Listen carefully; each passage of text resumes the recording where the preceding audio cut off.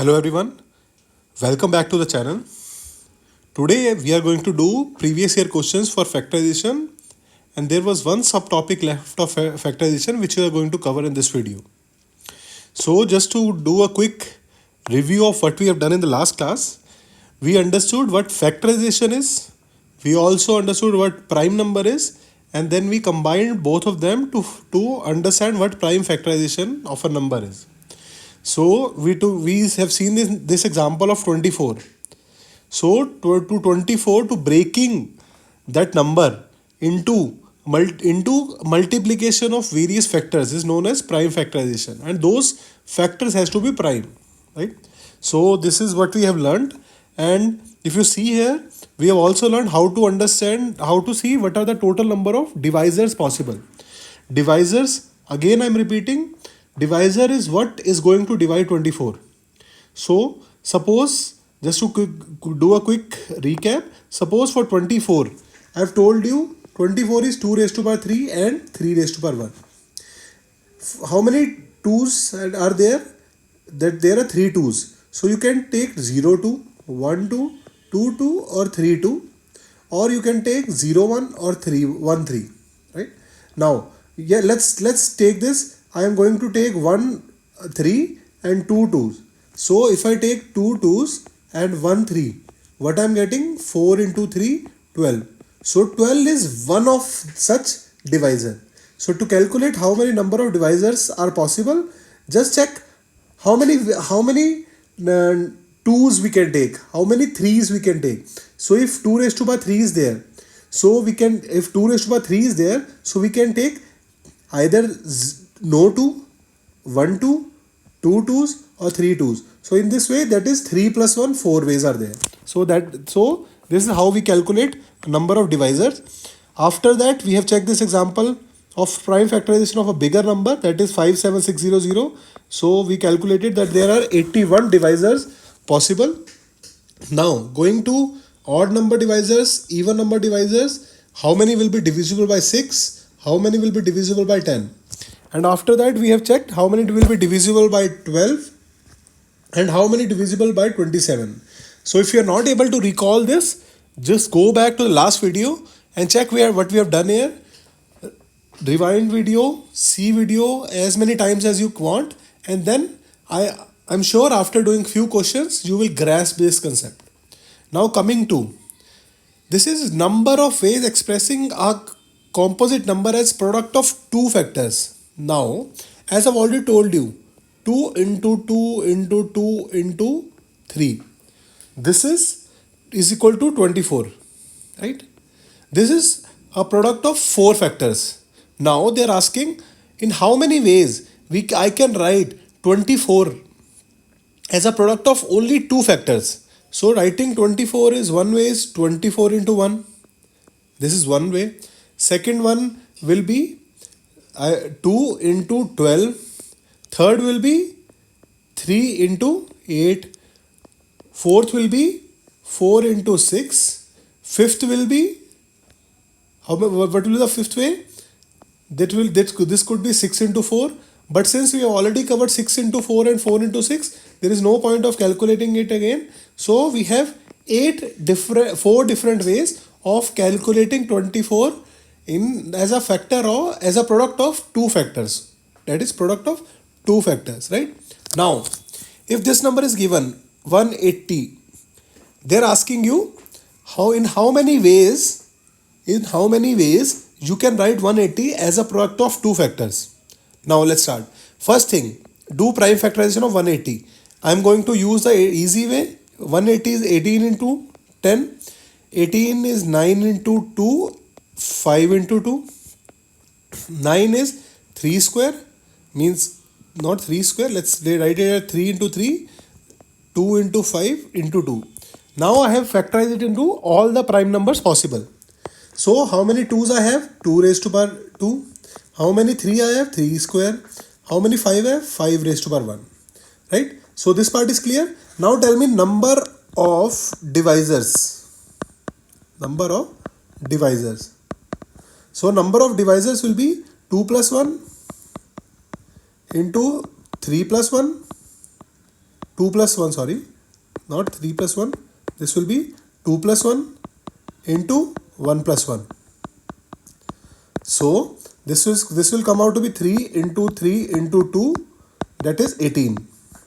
So to write 18 as product of m into n, where m and n are two separate numbers, there are how many ways are possible?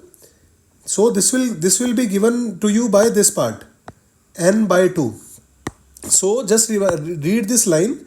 If 180 is not a perfect square, then number of ways will be n by 2. Is 180 a perfect square? No. 180 is not a square of any number.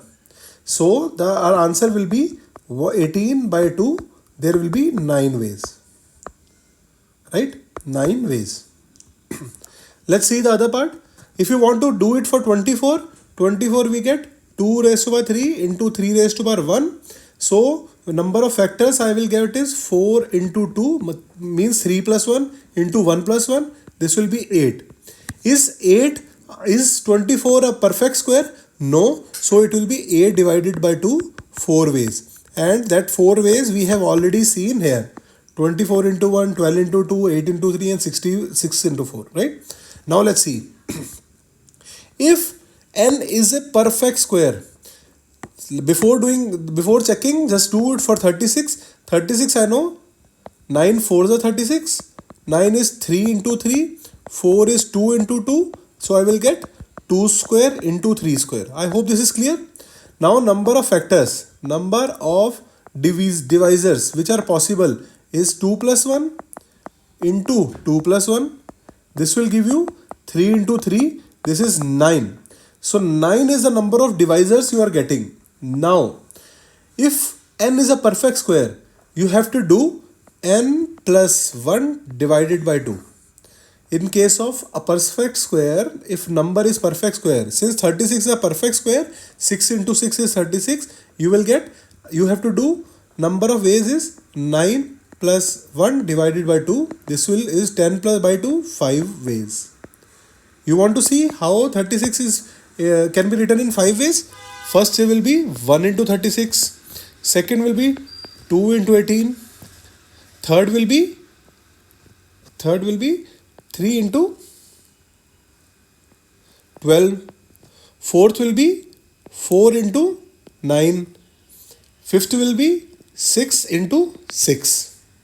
And sixth will be, after this, it will be 9 into 4, 12 into 3, 18 into 2. So just repeating. So there are 5 different ways of writing this thing. And now if you are asking me, why did we add plus 1 here? Because in case of perfect square, this special case gets added. So that 6 into 6 gets added. So that is why we do n plus 1 divided by 2. I hope this part is clear.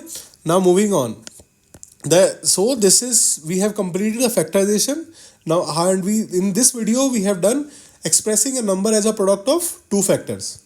Now let's see and go back and see PYQs. Now, if you see here, this is not exactly a question of prime factorization, but we'll be needing factorization, and we'll have to understand the concept of factorization to understand this. Now, we are given how many zeros are there at the end of the product. So anytime they ask you how many zeros are there, you just have to tell them what is the power of n, 10 raised to power n possible, or what is the power of 2 into 5 raised to power n possible. You will understand what I am saying. So let's start. How many zeros are there at the end of the following product, right? So now these numbers are given 1, 5, 10, 15, 20, 25, 30, 35, 40, 45, 50, 55, 60. Right?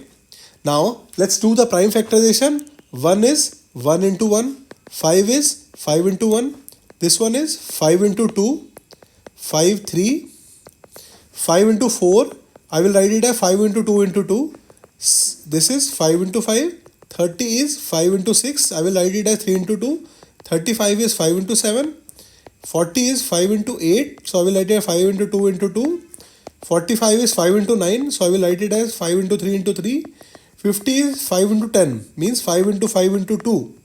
55 is 5 into 11, and 60 is 5 into 12. So 5 into 12 is 3 into 2 into 2. So I have done the prime factorization for all these numbers. Now you have to tell me how many 5s and 2s are there. 2s and 5s, right? If you calculate, let's calculate 5. 1, 2, 3, 4, 5, 6, 7, 8, 9, 10, 11, 12, 13, 14. So 14 5s are there. Now calculate how many 2s are there. So to calculate 2, there is 1, 2, 3, 4, 5, 6, 7, 8, 9, 10. 10 2s are there. I hope it is clear. If you do the complete multiplication, it will be written in some form of like this 5 raised to power 14 into 2 raised to power 10 into something else, say n, right? Something like this prime factorization of this whole product will look like. Now, to form a 10 raised to power 10, we need some number of 5, some number of 2s. So can I write it like this? 5 raised to power 10 into 5 raised to power 4 into 2 raised to power 10 into n. So this will be 5 raised to power 10 into 2 raised to power 10 in a bracket into 5 raised to power 4 into n. Then 5 into 2 raised to power 10 into 5 raised to power 4 into n. So this will be 10 raised to power 10 into 5 raised to power 4 into n. So maximum n's 10 I can get is 10. If I had an extra 2's here, I could add them, I could combine them or group them with 5. But I only have 10 2's. So those 10 2's will make a group with 10 5's. The remaining 5 have no 2's left to make a group. So that is why maximum 10, the maximum power of 10 I can have is 10. So our answer is 10 here. So if you check, do this question on your own. If I might have done some mistake in the counting or number of 2's or 5's, you can check at your end. So you can solve this question in this way. I've given you the solution. I've given you how to solve this question. If there is a mistake, you can check it on your own, right? Now let's move to this part. What is the remainder when 51 into 27 into 35 into 62 into 75 is divided by 10? So this question we have already covered in the last topic in the case of remainder. I hope you remember that, where we use that common divisor method. This is not exactly a question of prime factorization, but just to explain to you how the prime factorization look like, how the prime factorization concept will be used in this. 100 is 10 into 10. 10 into 10 we can write 5 into 2, 5 into 2. So this means 2 2's we need, 5 we need. 2 5's we need, right? 2 5 we need, 2 2 we need. But if you check here, 51 into 27 into 35 into 62 into 75. I can do prime factorization of all if you want. So 15, this will be 17 into 3. So 27 is 3 raised to power 3. This will be 7 into 5. This will be 31 into 2. And this will be 25 into 3. I hope this is clear. This is a complete prime factorization of this. So if I check here, I will get only 1 2. I have how many 5 I have? 1 2 3. I have 3 5. I have just 1 2. I have only 1 2. I have 3 5. Right? So to make it completely divisible by 100, you need 2 2's and 2 5's. But we only have 1 2. So will this complete product will ever be completely divisible by 100? No, not possible.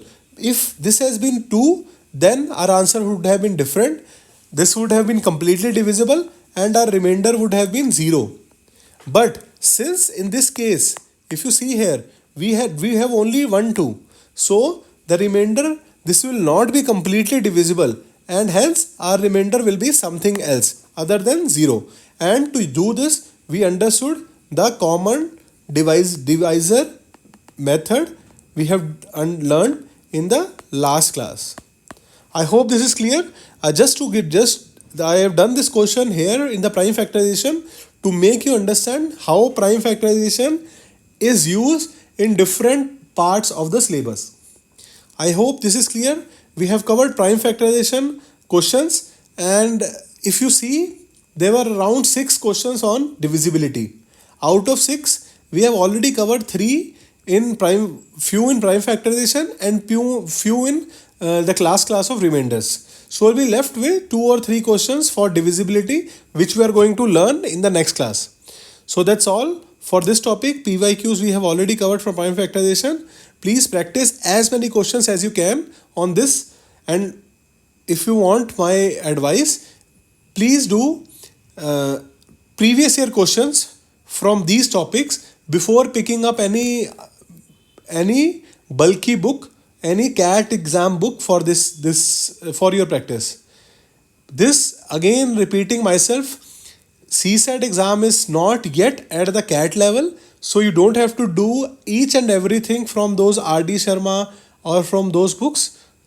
You just have to focus on the previous year questions, and those are going to be your guide and help for the exam. So if you ask me, I will do 7 or 8 year previous year questions now. I will do them again in 3 months, and I will do them again just 1 month before the exam. Doing them means understanding those questions and understanding what they are asking in the questions and their solution. That's all which are going to help you more in the exam rather than doing unnecessary questions from those CAT books. And that's all for this video. Thank you and best of luck.